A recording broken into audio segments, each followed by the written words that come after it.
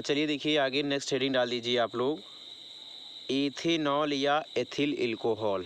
तो देखिए इसमें आपको पढ़ना है एथेनॉल क्या होता है, उपयोग क्या होता है इसका, ये महत्वपूर्ण क्या होता है, इसमें क्या क्या कैसे बनाया जाता है, ठीक, इसको बनाने की विधियाँ, ये सब इसके बारे में आप लोग पढ़ोगे। तो हेडिंग डाल लीजिए एथेनॉल या एथिल एल्कोहल। देखिए क्या होता है एथेनॉल, एल्केनॉल श्रेणी का एथेनॉल एक अति महत्वपूर्ण दूसरा सदस्य है।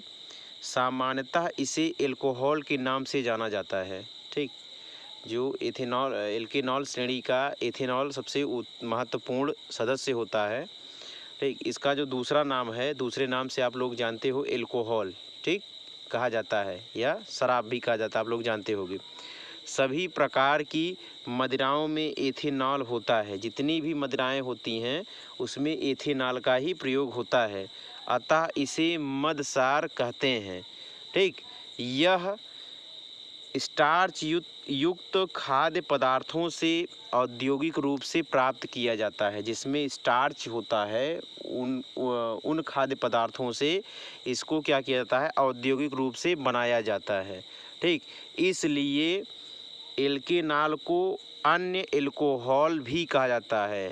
क्या बोला जाता है, अन्य एल्कोहल, क्योंकि ये अन्न से ही बनाया जाता है, तो इसको हम ग्रेन एल्कोहल भी कहते हैं।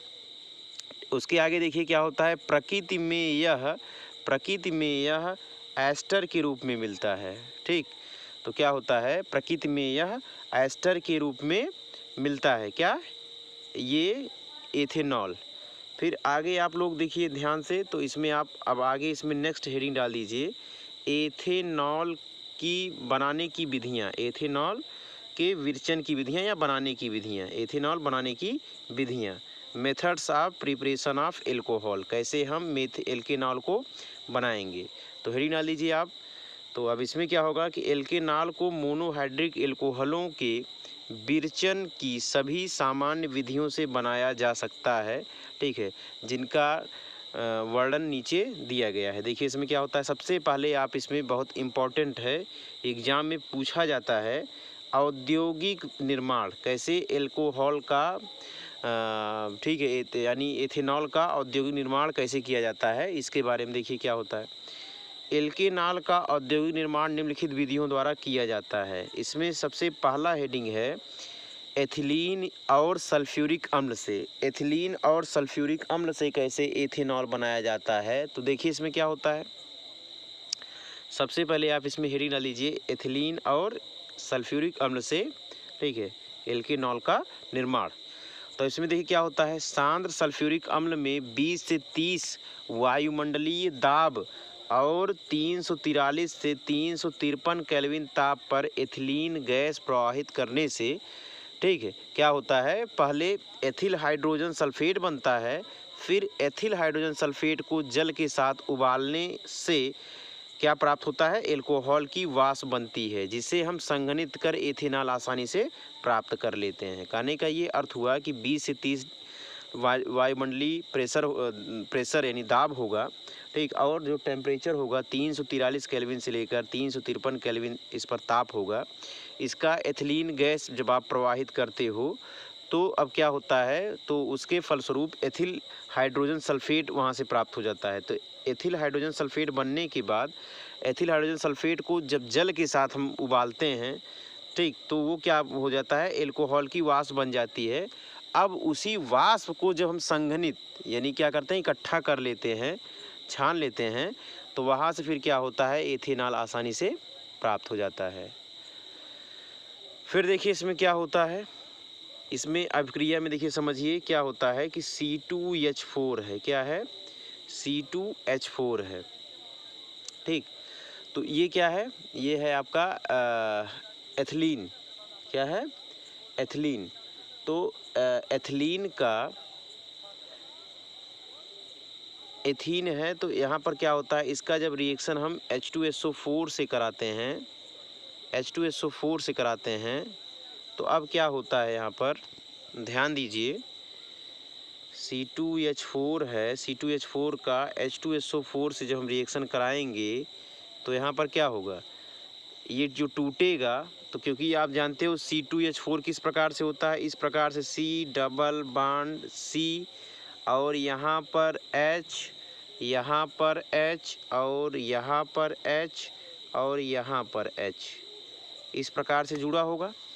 अब होता क्या है, जब इसका रिएक्शन हम कराते हैं H2SO4 से कराते हैं, तो H2SO4 से जब कराएंगे तो ये टूटेगा H प्लस और HSO4 माइनस के रूप में टूटता है।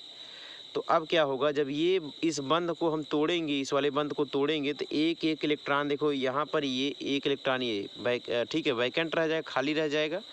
अब इसी इलेक्ट्रॉन पर देखो एक में यहाँ पर देखो जुड़ेगा, यहाँ पर H जुड़ जाएगा H, और यहाँ वाले से जुड़ जाएगा, क्या जुड़ जाएगा, HSO4 बन जाएगा। क्या बनेगा, HSO4 बन जाएगा। बात समझ में आ रही है। तो इस प्रकार से देखो अब यहाँ पर क्या बन गया, C2H5 और HSO4 बन गया।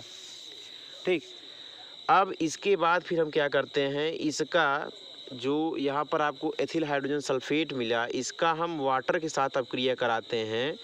तो जब इसको हम वाटर के साथ अपक्रिया कराएंगे, देखिए क्या होता है, C2H5 HSO4 है, इसका जब हम रिएक्शन कराएंगे वाटर से, यानी H प्लस और OH माइनस से कराएंगे, तो जो H प्लस है वो इस HSO4 को लेकर निकल जाएगा और OH आके यहाँ पर जुड़ जाएगा।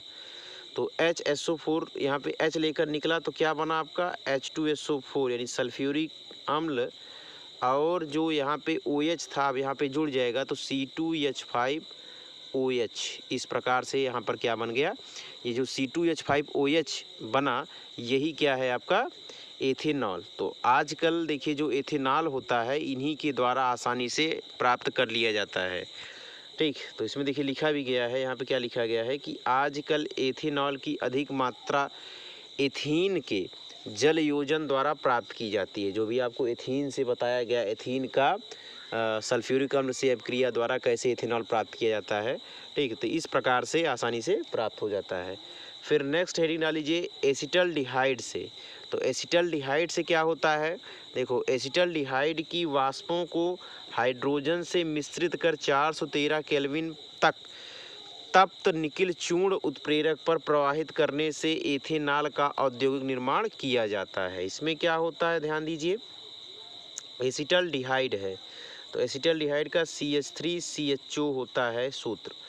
अब इसका हम हाइड्रोजन, ठीक है, हाइड्रोजन से हम जब अपक्रिया कराते हैं, तो ध्यान दीजिए सबसे पहले इसका स्ट्रक्चर समझिए। CH3, तो यहाँ पर देखो H यहाँ सब जगह H जुड़ा रहेगा, यहाँ पर H, यहाँ पर H और यहाँ पर H, यहाँ पर भी H जुड़ा रहेगा।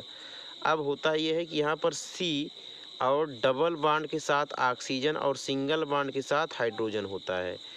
डबल बॉन्ड वाला यहाँ से जब देखिए ये टूटेगा, तो एक इलेक्ट्रॉन इसका फ्री होगा, एक इलेक्ट्रॉन इसका फ्री होगा, तो इसके साथ H जुड़ जाएगा। और जो क्योंकि H2 से आप अपक्रिया करा रहे हो, तो H और H ऐसे टूटेगा, ये टूटेगा, तो एक H क्या होगा, इसके साथ, इस ऑक्सीजन के साथ जुड़ गया, और दूसरा H जो होगा ये देखो इस कार्बन के साथ जुड़ जाएगा।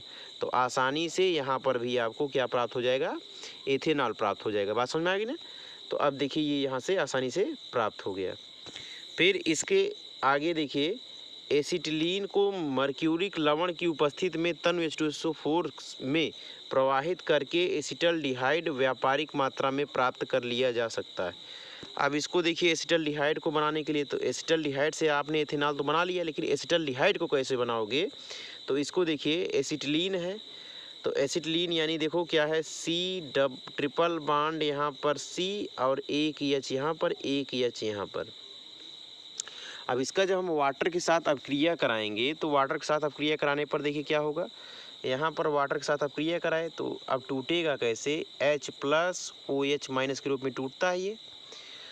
अब यहाँ से एक बंध को हम यहाँ से जब तोड़ेंगे, एक बंध यहाँ से टूटा, तो बंध टूटने के फलस्वरूप यहाँ पे आपको क्या मिल जाएगा, यहाँ पर क्या देखो, तो यहाँ पे जब ये बंध टूटेगा, ठीक, तो बंध टूटने के पश्चात यहाँ पर क्या होगा कि H और OH, तो एक H यहाँ पर, एक H यहाँ पर, और जो OH होगा वो किस पर, इस पर, यहाँ पर OH, ठीक है, ये बन जाता है। लेकिन यहाँ पर ध्यान दीजिए, अभी भी यहाँ पर आपका क्या है, यहाँ पे एक डबल बॉन्ड है, ठीक। अब होता ये है कि यहाँ पर एक एच इसका और यहाँ पर देखो क्योंकि डबल बॉन्ड आपको दिख रहा है तो एक बंद यहाँ से, जब ये बंद यहाँ पे हमने क्या करेंगे यहाँ से निकलेगा, तो निकलने के फलस्वरूप हाइड्रोजन जो होगा, ये हाइड्रोजन यहाँ से क्या करेगा, इस पर डबल बॉन्ड आ जाएगा और ये हाइड्रोजन ये यहाँ पर लग जाता है, जो आपका ये H+ यहाँ पे था, ठीक है, ये यहाँ पे जुड़ जाएगा और OH का तो यहाँ पे था, तो ये डबल बॉन्ड के साथ ये बन गया, H यहाँ से निकला, तो इस प्रकार से आपको यहाँ पर क्या मिल जाएगा, एसिटल्डिहाइड प्राप्त हो जाएगा। ये क्या है, एसिटल्डिहाइड है, ये क्या बन जाएगा, एसिटल्डिहाइड। तो इस प्रकार से आपका एसिटल्डिहाइड प्राप्त हो जाता है, एसिटल्डिहाइड से एथेनॉल बन जाता है। ठीक, इसमें अगर कोई प्रॉब्लम हो तो आप लोग पूछिए और चैनल को लाइक कीजिए, सब्सक्राइब कीजिए। सब्सक्राइब किए रहेंगे तो नोटिफिकेशन आप लोगों तक पहुंच जाएगा। धन्यवाद।